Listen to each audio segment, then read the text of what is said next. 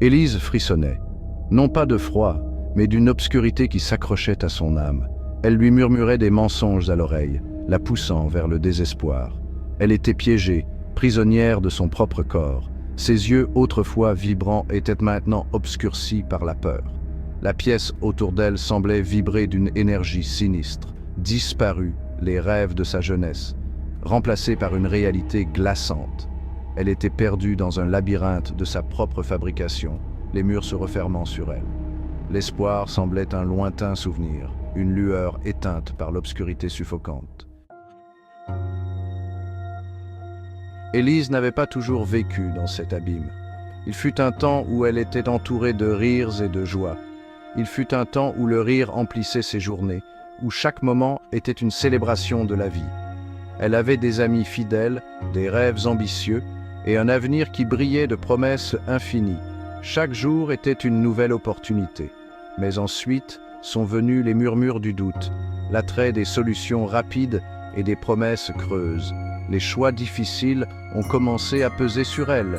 Elle a poursuivi des plaisirs fugaces, cherchant du réconfort dans des relations éphémères, espérant trouver une échappatoire à ses tourments.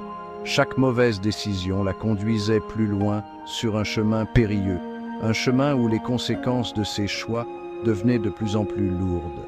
Les murmures se sont intensifiés, se transformant en mensonges séduisants qui promettaient pouvoir et contrôle, mais qui n'étaient que des illusions. Elle a succombé, attirée par l'illusion de la liberté, croyant que ses promesses vides pourraient combler le vide en elle. Pourtant, à chaque pas loin de la lumière, l'obscurité resserrait son emprise, la plongeant plus profondément dans un abîme sans fin. Les jours se sont transformés en semaines, chacun se fondant dans le suivant. L'obscurité était devenue sa compagne constante, sa présence étouffant tout espoir restant. Un jour, alors qu'elle fouillait dans une boîte d'objets oubliés, ses doigts effleurèrent quelque chose de dur et relié de cuir. C'était une Bible, une relique de son passé. Des souvenirs ont jailli, la voix douce de sa grand-mère, lisant des histoires de foi et de rédemption. Ces histoires pouvaient-elles encore avoir une quelconque vérité pour elle maintenant? Une faible lueur d'espoir, fragile comme une étoile naissante, s'est allumée dans son cœur. Jésus, s'il te plaît, aide-moi. Je suis perdue et effrayée. Sauve-moi de ces ténèbres. Serrant la Bible contre sa poitrine, Élise s'est mise à genoux. Les mots semblaient étrangers, mais étrangement familiers. Les lèvres tremblantes, elle se mit à prier, une supplication désespérée s'échappant du plus profond de son désespoir. Alors que les mots quittaient ses lèvres, une chaleur se répandit dans sa poitrine, un sentiment qu'elle ne s'était pas rendu compte qu'il lui manquait. C'était la plus faible lueur d'espoir, un phare dans l'obscurité écrasante. Alors qu'Élise continuait de prier, un changement a balayé la pièce. Une douce lumière, émanant de la Bible entre ses mains, a commencé à repousser les ombres. Au début, ce n'était qu'une faible lueur, mais elle est devenue de plus en plus brillante, chassant les ténèbres. Jésus, Jésus, Jésus. Les murmures qui l'avaient tourmenté sont devenus plus faibles, leur pouvoir diminuant face à cette nouvelle lumière. Élise s'accrochait à ses prières, sa voix gagnant en force à chaque instant qui passait. Jésus, Jésus, Jésus. Elle répétait le nom de Jésus comme un bouclier, un refuge contre la tempête qui faisait rage en elle. Scène 6. Les ombres reculent. La lumière s'est intensifiée, remplissant tous les coins de la pièce, bannissant l'obscurité oppressante. L'air, autrefois lourd et suffocant, était maintenant pur et frais. Les ombres. Elles reculent, hurlent, se dissolvent dans le néant. La transformation était aussi terrifiante que libératrice. Le mal qui l'avait tenue captive était chassé, remplacé par une paix qu'elle n'aurait jamais cru possible. Des larmes de douleur, de libération, d'une gratitude bouleversante. Scène 7. Trouver la paix. Alors que les derniers vestiges des ténèbres étaient consumés par la lumière, un profond sentiment de paix s'est installé sur Élise. Le tourment, la peur, le désespoir, tout avait disparu, remplacé par un sentiment accablant d'amour et de pardon. Cette pièce, je ne la reconnais même plus. C'est comme si j'étais née de nouveau.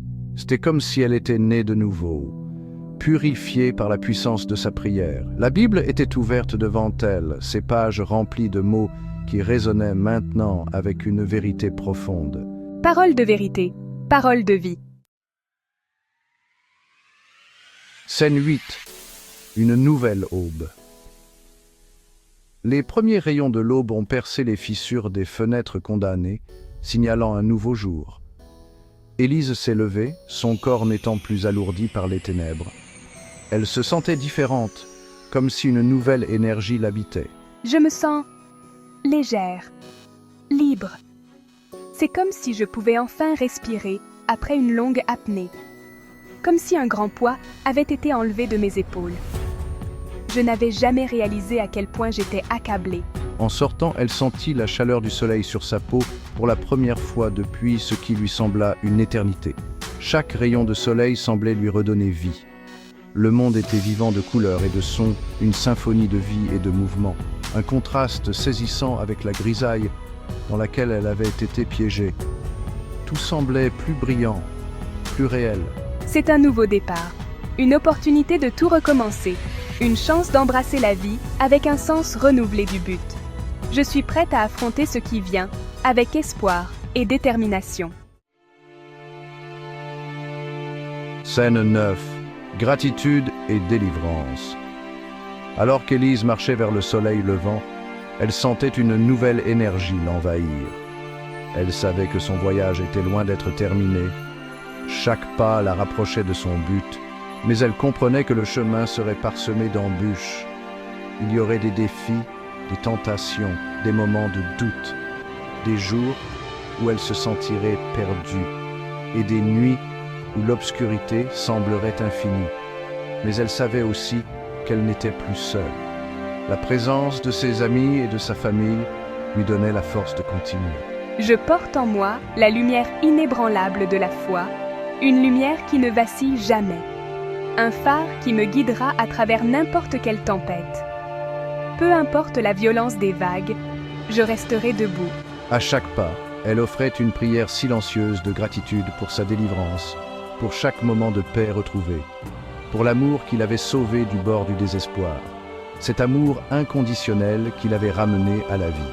Merci pour le salut, pour chaque souffle de vie, pour la puissance d'un nom murmuré avec une foi désespérée, le nom de Jésus-Christ, mon Sauveur et Rédempteur. Que sa lumière continue de briller en moi.